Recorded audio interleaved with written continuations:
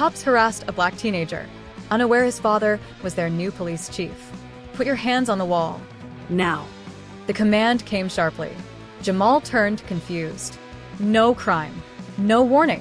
Just flashing lights and suspicion. His body tensed as two officers closed in, hands ready, eyes cold. I didn't do anything. Call my dad, he's a cop, Jamal pleaded. They laughed. But their smirks vanished the moment a black SUV pulled up and a tall man in uniform stepped out. The new police chief. They hadn't just profiled the wrong teenager, they picked a fight with his father. This is a story of power caught abusing itself. 17-year-old Jamal Simmons had just finished his part-time shift at a local bookstore. It was a quiet Saturday evening. Nothing unusual. His hoodie was up, earbuds in, and he was texting a friend while waiting outside a grocery store for his ride. The neighborhood was mostly white, polished and uptight. Jamal didn't mind. His father had recently taken the role of police chief, and they'd moved here for a fresh start. What Jamal didn't know, what no one warned him about, was that not everyone welcomed neighbors like him.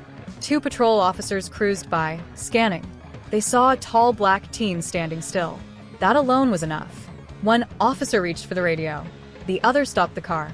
To them, Jamal wasn't a kid waiting for his father. He was a situation that needed to be handled, and they were about to handle it all wrong. The squad car rolled up slowly, blocking part of the sidewalk. Jamal glanced over, confused. He pulled out one earbud as the officer stepped out. Got some ID, kid? I'm just waiting for my dad to pick me up. That's not what I asked. The second officer joined in, eyes scanning Jamal's clothes, phone, and posture. They said there had been break-ins nearby, asked what he was really doing here. Jamal tried to explain. He'd worked a bookstore shift, then stopped to grab some groceries. His receipt was still in his pocket, but they weren't listening. As he reached for his backpack, one officer snapped, hands on the wall. Don't make it worse for yourself. Jamal's heart pounded. His voice shook. I didn't do anything, but his words vanished into the wind. Across the street, someone pulled out a phone. Another paused mid-walk. A small crowd gathered. Still, the officers pressed in, accusing him of being non-compliant. Jamal raised his hands. His voice cracked. Please, just call my dad. He's a cop. They laughed. One of them muttered, Sure he is. The radio crackled. Backup was called. Then came the voice from dispatch. Chief Simmons is en route. The officers froze.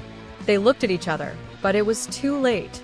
Moments later, a sleek black SUV pulled up, and out stepped Chief Simmons, Jamal's father. His eyes locked on the two men who had just humiliated his son. The crowd went silent as he stormed toward them. Jamal's arms were still raised. His face, caught between fear, rage, and deep humiliation. The officer stammered, stepping back.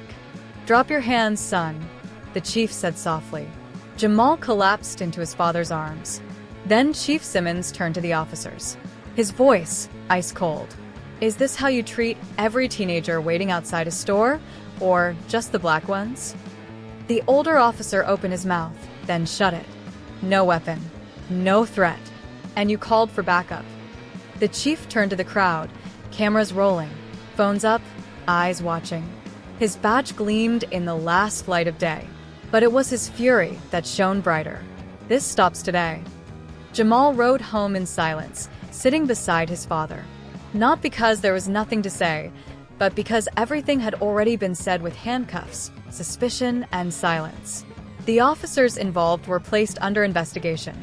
One resigned. The other faced formal disciplinary action. But Jamal's bruises weren't physical. His sense of safety had been shattered. His sense of belonging shaken. Days later, Chief Simmons held a press conference, not just as a father, but as a leader.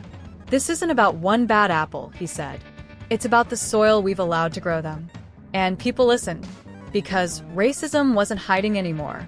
It was parked, bold as day, right on the curb. How many more fathers need to wear a badge, just to keep their sons safe in public?